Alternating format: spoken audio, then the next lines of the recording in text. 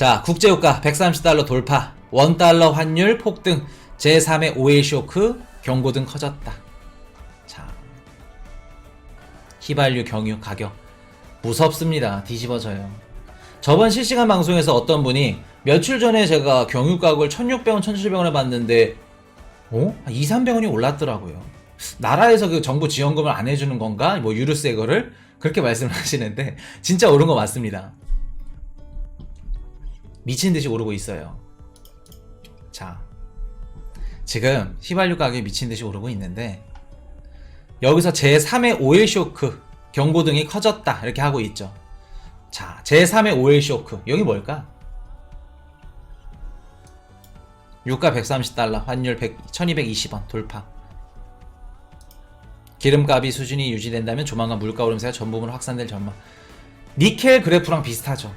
쭉 가다 떨어졌다가 쭉 한꺼번에 한 번에 바로 125달러까지 최고 그 전고점이 139달러인가 거의 140달러까지. 자, 근데 자, 지금 국제유가가 130달러까지 올라간 게 어느 때랑 같다? 어느 때랑 비슷하다? 2008년도 서브프라임 모기지 사태, 리먼 브라더스 은행이 파산을 당했죠. 그럼 지금까지 은행들 다 무너졌고 살아남은 은행 두 가지 있죠. 모건 스탠리랑 누구 있어요? 우리 트럼프 경제부에 있던 애들 다 골드만삭스 은행 두 군데 살아남았죠. 그때 미국 경제 대공황 터졌고 뒤집어졌습니다. 그냥 그때가 이제 2008년도 리먼 사태인데, 자, 제가 이걸 왜 갖고 왔냐면, 자, 만약에 3월 17일날 미국 금리 인상을 약하게 가 0.25% 아니면 안 한대. 지금 국제유가가 너무 높아서, 아니 국제유가가 높기는 하지만 경기가 아직 회복이 안 됐다. 그러면서 0.25% 하거나 아니면 5월달로 미루게 돼. 그럼 비트코인 충분히 상승할 수 있는 원동력이 있다고 말씀을 드렸죠. 그러면 지금 내 현금을 갖고 있어. 코인 이슈 말 듣고 막 남들은 다 사래. 지금 사야 된대. 지금이 저점이래. 무조건 사. 코인을 갖고 있으면 두 가지 중에 하나입니다. 마음이 오히려 편하거나, 왜? 아, 샀으니까. 코인을 갖고 있으니까 언젠가 오르겠지 하는 생각 갖고 있으면. 그것도 반대로 마이너스 30% 40%면 불안해. 아, 좀 더 늦게 살걸. 두 가지가 존재할 겁니다. 근데 이번 영상은 제가 유가 파동 특집으로 이렇게 준비를 했는데 어떤 분들한테 좀 이렇게 해당이 되냐면, 내가 코인이 없어. 코인이 없고 1월 말 2월 초 비트코인 저점 33,000달러 때 못 주었어. 그리고 최근에 러시아가 우크라이나 침공할 때 35,000달러까지 떨어졌을 때도 못 주었어. 지금 다 기회를 놓쳤고 가진 코인은 없고 3월 달에 10일날 CPI 발표 때 빠질 것 같아서 기다렸는데 안 빠지고 있고, 3월 17일날 미국 금리 인상 때 빠질 것 같아서 기다리고 있어. 근데 3월 17일까지 안 빠졌네? 현금은 계속해서 늘어나는데 내 코인은 없어. 그런 분들 불안해 하실 거 없다고 말씀을 드릴게요. 코인 이슈도 경제 공부를 안 했고 방송을 안 하고 이런 것들을 좀 분석을 안 했으면 현금 갖고 있는 거 못 봅니다. 내 수중에 1000만원이 있어. 무조건 코인 샀어야 돼요. 왜? 불안하거든.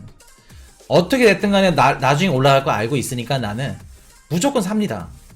빠지면 사요. 근데 기다림도 뭐 기다림의 미학이라고, 기다릴 줄 아는 분들이 어떻게 돼요? 진짜로 크게 수익장이 다가왔을 때, 불장이 왔을 때 수익을 보시는 겁니다. 자, 불안해 하실 필요 없다. 오히려 지금 코인을 비트코인을 내가 5,100에 들어갔어. 5,100에 1000만원을 들어갔고 현금으로 1000만원을 갖고 있어. 오히려 현금으로 1000만원을 갖고 있는 분들이 수익을 볼 수 있습니다. 수익을 보고 계신 거예요. 왜? 남들은 1000만원 갖고 5,100만원일 때 들어갔는데 나는 3,000만원일 때 들어갔어. 그러면 남들보다 2,000만원 싸게 샀다는 건 뭐예요? 코인을 살 수 있는 개수가, 보유하고 있는 개수가 많다는 겁니다. 똑같은 돈 1000만원을 주고 샀는데 내가, 누구는 0.2개 갖고 있고 0.1개 갖고 있어. 배 아프죠. 그렇기 때문에 수익을 보고 있는 거다. 현금을 갖고 있는 것 자체만으로도. 불안해 하실 거 없다. 걱정하실 것도 없다. 자, 유가파동 특집을 말씀을 드릴 건데, 자, 재밌습니다, 이거. 자, 이번 연도 코인 이슈가 왜 숏이라고 말씀드리냐, 현금을 갖고 있는 게 돈을 오히려 버는 거다 라고 왜 말씀을 드리는지 요거 보시면 아시게 될 겁니다. 내가 피같이 번 돈, 잠 안 자가면서 힘들게 번 돈, 소중한 돈 녹이지 마세요. 돈 삭제 당하지 마세요. 자, 현금 보유하세요. 자, 말씀을 드릴게요. 73년 1차 유가 파동, 79년 2차 유가 파동, 그리고 2008년 고유가 파동, 그리고 2022년도 지금 130달러 넘었죠. 자, 역사를 말씀을 드릴게요. 자, 재밌습니다. 귀 쫑긋, 눈은 부르. 자,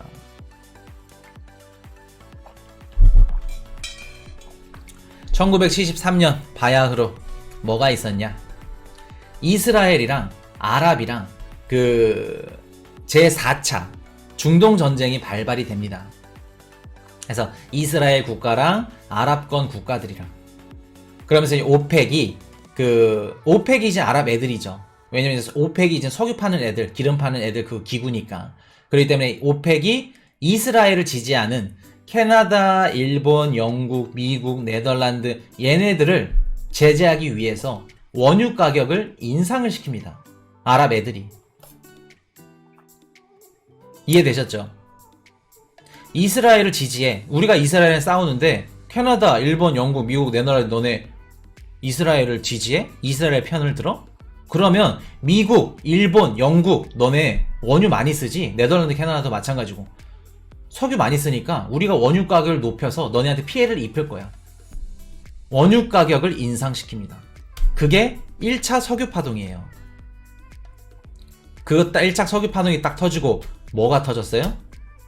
전 세계적으로 금융 위기가 발발이 됩니다. 근데 결과적으로 아랍 오펙 애들이, 아랍 애들이 이겼을까 졌을까? 결과적으로 따지면은 졌죠. 왜? 우리가 오펙에서 우리가 이렇게 원유 가격을 높이면 이길 줄 알았어. 근데 그때 당시에 어떻게 돼요? 이라크, 이란, 그때는 뭐 이란 제국이라고 합니다. 뭐 시리아, 티니지, 뭐 다른 국가들 그냥, 뭐 미국도 마찬가지고 이란도 그렇고 다른 그 원유 생산하는 국가들이 어떻게 해요? 입을 맞추고 생산량을 늘리면서 가격을 계속 조절을 했어. 그러면서 오펙 애들은 나중 들어와가지고 싼 가격에 석유를 던지게 된 겁니다. 그렇게 되면서 뭐 결과적으로 따지자면 오펙이 졌는데 아랍권 애들이 졌고, 이제 그때 당시만 하더라도 전 세계적으로 금융위기가 발발이 됐습니다. 되면서 한국이 물가 상승률이 3.2%였어요. 1973년도에. 근데 74년도, 75년도에 물가 상승률이 연 25%로 상승합니다. 지금 뭐 터키나 엘살바도르, 베네수엘라 이런 국가들이랑 마찬가지일 정도로 한국도 아침 방송이 몇 달 동안 거의 안 나왔다고 해요. 그럴 정도로. 그리고 한국뿐만 아니라 전 세계 국가들이 1973년도 대비 성장률이 2배에서 3배 이상 폭락을 했다고 합니다. 유가가 그렇게 오르면서 전 세계적으로 금융위기가 발발된 거 1973년 유가 파동 1차. 자, 그럼 1차가 있으니까 2차가 있어야겠죠. 1979년 바야흐로 6년 뒤 오일 쇼크라고도 하고 2차 석유 파동이라고도 합니다. 오일 쇼크가 있었는데, 자, 이때가 어느 때냐면 그 2차 세계대전이 종전이 되고 나서 우리 브레튼 우드 체제 성립이 됐죠. 금을 많이 갖고 있는 것만큼 달러를 찍어내자. 내가 금을 100개 갖고 있어. 그러면은 100개만큼의 달러를 찍고, 프랑스 너네 금 50개 갖고 있어? 50개만큼 프랑스 그 법정화폐를 찍어. 브레튼 우드 체제, 근본위 화폐제. 그때 서방 선진국들, 그리고 지속적인 그 경제성장과 중상층 확대, 이런 그 뭐라 그럴까, 잘 사는 국가들, 막 생산, 그때는 이제 수출이 1등이었으니까 그런 국가들이 자본주의 황금기를 누렸었죠. 근데 오일 쇼크로 인해서 그렇게 황금기를 누렸던 게 다 물거품이 돼버립니다. 종료가 됐어요. 그래서 요것들을 뭐 중동판 그 밸브 잠가라 밸브 뭐 이런 식으로 얘기라고 하는데, 자, 이제 이게 어떤 일이냐면 73년 4차 중동정제 이렇게 딱 터지고 나서 6년 뒤에 어떻게 했어요? 중동 그 1차 유가 파동 때 아랍이 오펙 애들이 이거 잘못됐다, 우리가 졌다는 걸 알고 있죠. 석유를 무기화로 했는데 큰 손실을 입었어. 다른 국가들 뭐 미국, 이란 이런 애들이 막 증산을 해. 그 기름을 더 많이 만들어. 그러면서 자기네들이 못 팔고 나중에 뒤늦게 들어와가지고 헐값에 팔고. 근데 오펙이 이번에는 머리를 굴립니다. 자, 그러면 자, 오펙이 다시 이렇게 유가 파동을 이런 식으로 이제 이렇게 일으키려고 이제 하고 있는데, 그 유가 파동을 일으키면서 제일 피해가 큰 국가들 두 개의 국가겠죠. 그때 당시에 지금은 이제 전 세계 1위 그 생산 국가, 수출 국가가 중국인데 1970년대 당시에는 미국이 1등이었습니다. 미국이 막 뭐 생산 다 했어요, 거의. 그리고 또 석유나 이런 것들, 원유나 이런 것들 제일 많이 썼기 때문에 미국 대통령이 아랍에 가가지고 사우디에 가서, 야, 너네 사우디 기름 가격 그 결제하는 거 우리 달러로 쓰게 해줄게. 우리가 제일 많이 쓰잖아. 달러로 하게 해줘. 그럼 다른 나라 국가들도 너네 기름 살 때 달러로 그 결제할 수 있게끔. 그렇게 되면서 달러의 가치, 결제 이런 것들이 그 확대되면서 기축통화 자리에 지금 오른 거죠. 자, 그러면서 미국이랑 영국이 1970년대 제일 많이 그 공산품들이라든가 이런 것들을 생산을 많이 했습니다. 가장 크게 타격을 입겠죠. 많이 쓰니까 기름을. 자, 그렇게 되면은 오일 쇼크가 1980년대 1년 뒤 절정에 달했습니다. 그때 어떻게 됐냐면 전 세계적으로 물가는 상승했어.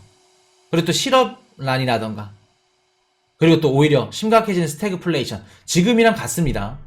우리가 앞으로 지금 그 우려하고 있는 게 스태그플레이션이죠. 경기는 안 좋은데 물가는 계속해서 상승해. 그때도 물가는 계속해서 상승해, 기름값 오르면서. 근데 오히려 경기는 안 좋아져. 그때 당시에 미국이 금리를 몇 프로까지 인상했는지 아시는 분? 금리 인상 지금 뭐 0.5%, 0.25%, 0.5%만 한다고 하더라도 막 중내 사내 하죠.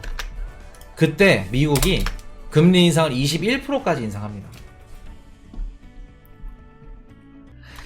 대출 받고 뭐 그런 분들 다 금리가 21%까지 인상이 됐어. 미국 국민들은 어떻게 살까?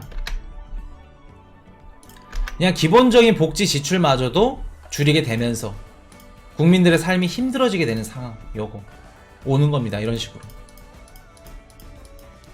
찢어지게 힘드는 거예요. 그냥 1979년도 80년대. 그럼 뭐예요? 2차 오일 쇼크 때 이후에도 금융위기가 왔다. 경기 대공황이. 자, 2008년으로 올라가 볼게요. 바야흐로 14년 전에 뭐가 있었죠?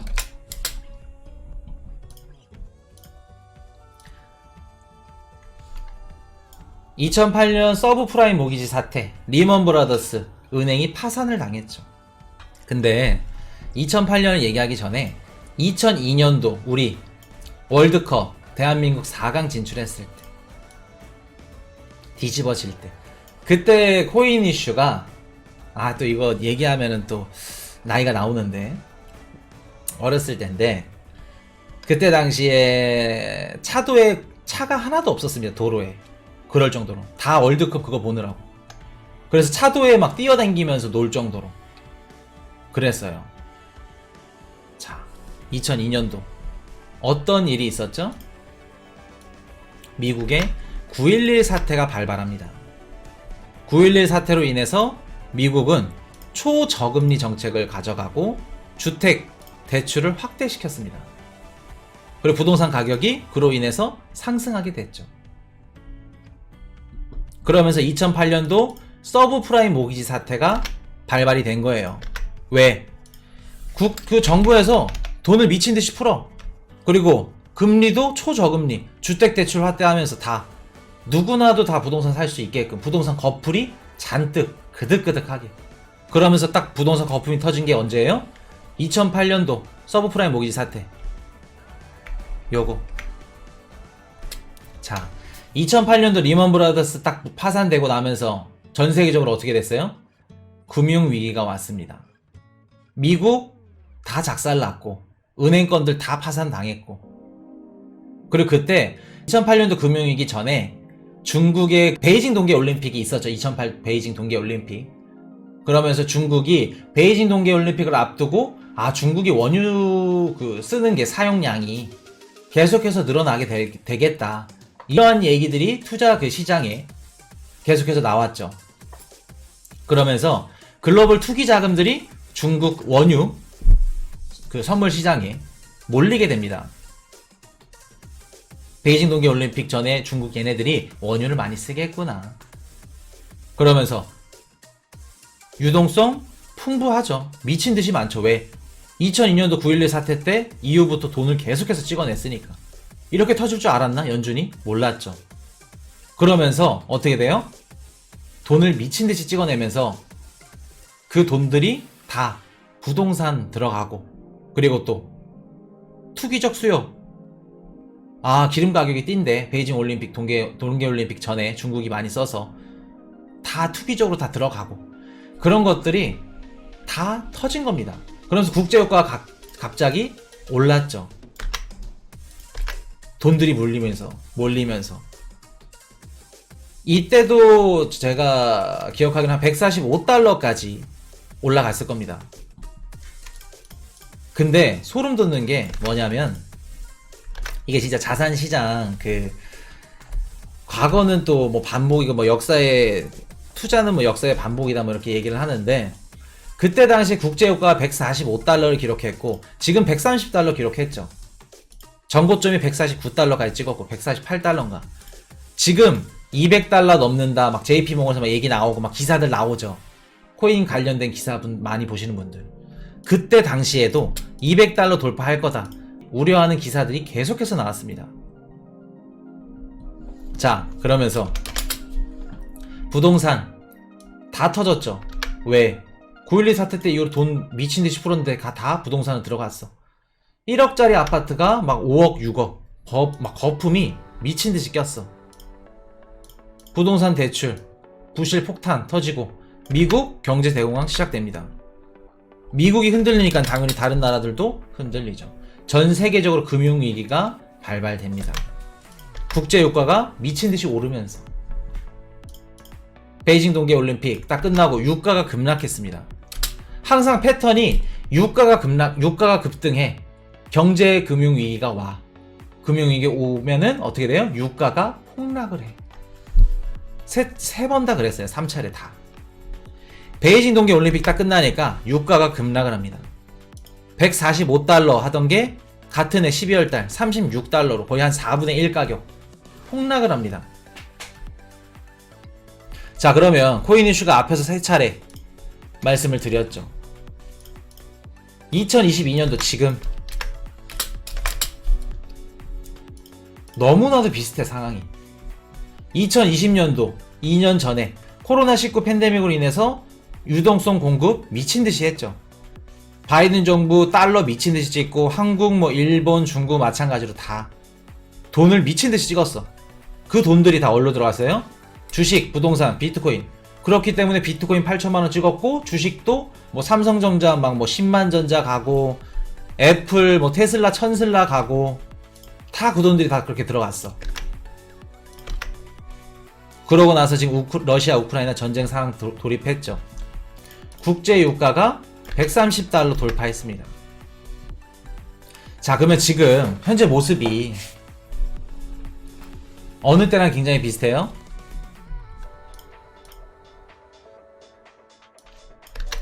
(1973년) 1차 쇼크, 1979년 2차 쇼크, 2008년 리만 사태, 5.1 파동. 그때 3차례 역사적으로 봤을 때 그때 모습이랑 너무 비슷해. 지금이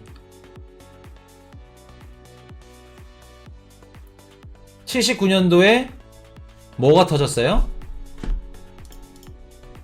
인플레이션이 아닌 스태그플레이션이 터졌죠. 경기는 안 좋은데 물가는 계속해서 올라가. 지금 스태그플레이션 얘기 나오죠. 2008년도 모기지 사태 때 어떻게 됐어요? 부동산 가격이 거품이야. 지금 부동산 가격 거품이죠. 주식, 부동산, 비트코인, 비트코인은 아니지. 주식, 부동산 거품입니다. 모기지 사태 때랑 굉장히 비슷해요.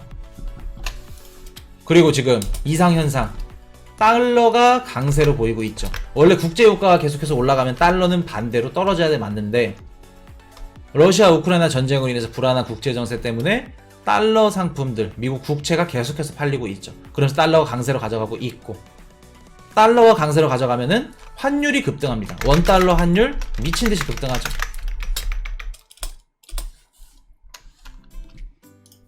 자, 고유가 상황이 계속해서 지속돼.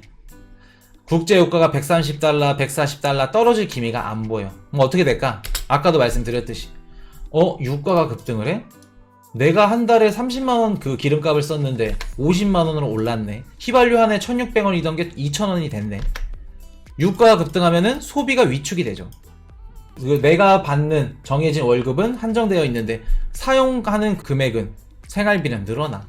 그렇게 되면 경기 침체로 이어집니다. 그렇게 되면 스태그플레이션으로 이어지는 거고. 그렇기 때문에 1979년도 이후로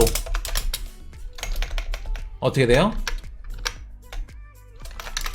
3차 오일 쇼크 가능성이 있다. 충분히.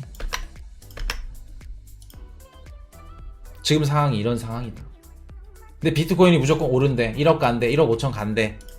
리플 5천원 만원 간대. 좋은 코인들 다 사래. 알트코인들. 지금 이런 상황인데 알트코인 사면 알트코인에 수급이 들어올까? 물어보고 싶습니다. 제가 반대로. 자, 우리가 세 번의 유가 파동, 1973년도 1차 유가 파동, 1979년도 2가 유차 파동, 2008년도 유동 유가 파동, 2022년도 네 번째, 지금 현재 세 번의 유가 파동으로 인해서 우리가 알 수 있는 것은 뭘까?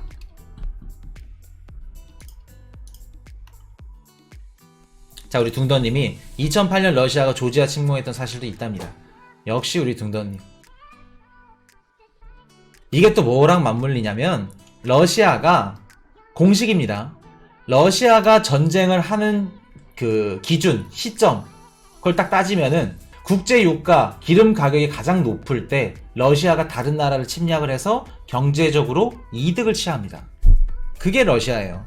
2008년도 마찬가지고 2014년도 우크라이나, 우리 크림반도 침공했죠. 그러면서 그때도 국제유가 미친듯이 올라갔습니다.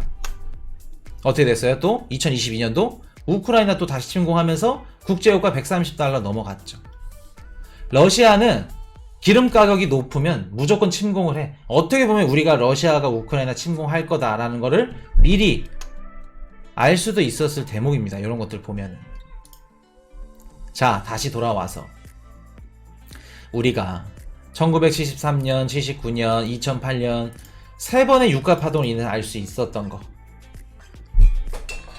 역사는 반복이라는 점입니다.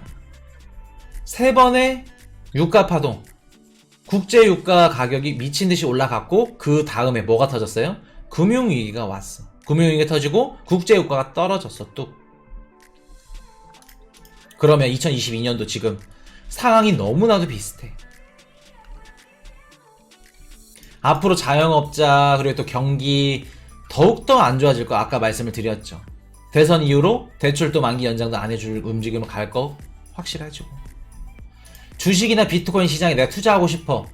근데 기름값 오르고, 물가 오르고, 빵 가격 오르고, 술 가격 오르고, 소주 다 오른다고 하더라고요. 그러면 내가 여유가 있을까? 은행에서는 금리 인상하면서 대출이자 계속해서 막 늘어나. 빠듯합니다. 살기도, 생활비 쓰기도 힘들어요. 근데 내가 주식, 비트코인 시장에 돈 투자할 돈이 있을까? 만약에 투자한다고 하더라도 어떤 코인에 들어갈까? 기관들, 기업들. 무조건 비트코인, 이더리움. 다른 코인은 수급 절대 안 들어온다. 들어와도 그 각 코인들, 호재에 있는 코인들, 예를 들어서 리플 SEC 소송 끝난다 그러면 깔짝 들어올 수는 있겠죠. 근데 폭발적인 상승은 기대하면 안 된다. 무조건. 그렇기 때문에 무조건 비트코인, 이더리움. 하락해도 손실폭이 적고 상승해도 수익률이 좋고 무조건 비트코인, 이더리움. 최소한 올해는. 모르겠어요. 이번에도 중반 넘어서 그 알트코인들 패닉셀이 나오게 되면 그때 시점에 맞춰서 제 멤버십 분들 리플 주우세요, 뭐 주우세요 말씀드릴 겁니다. 괜찮은 코인들. 그때 돼서는 또 제가 에메랄드 코인들, 또 좋은 코인들도 많이 갖다 드릴 거고. 지금은 무조건 비트코인, 이더리움. 지금 그 에메랄드 등급 분들 신규 추천 코인 해드리고 싶은데 좋은 코인들이 몇 개 알고 있어요. 분석 중이고 너무 좋은데 알려드리면 사실까봐 못 알려드리겠어. 지금 사면 안 되는 거 알기 때문에. 마이너스 30% 40% 더 빠질 걸 알기 때문에. 지금 무조건 비트코인, 이더리움. 자, 코인이 없어요. 코인 이슈님. 저는 1월 말 2월 초 33,000달러 저점, 러시아 우크라이나 침공 때 35,000달러 저점 못 들어갔어요. 걱정하지 마세요. 오히려 제가 뭐라 그랬어요? 코인이 없어도 지금 현금 들고 있는 분들 비트코인 5천만원에 사가지고 내가 1,000만원 사서 비트코인 마음이 안정되고 놓여. 6월달 7월달 넘어서 비트코인 3천만원 저점 오면 나는 그 사람보다 2천만원 싸게 산 겁니다. 오히려 현금 갖고 계신 분들이 지금 수익을 볼 수 있는 장이 언제다? 이번 연도예요. 코인을 갖고 있다 해서 수익 보는 거 아닙니다. 현금을 들고 있으면은 수익을 보시는 거예요. 현금의 중요성 요거 말씀을 드릴게요. 아시겠죠? 자, 정리 한번 합니다. 역사는 반복이며 과거를 기억하는 투자를 해야 한다. 큰 파도가 앞으로 다가오게 될 것. 3천만원짜리 비트코인을 코인 이슈 가족분들은 죽게 될 것. 여기까지 말씀드릴게요. Hey, I got a confession. Been losing all momentum.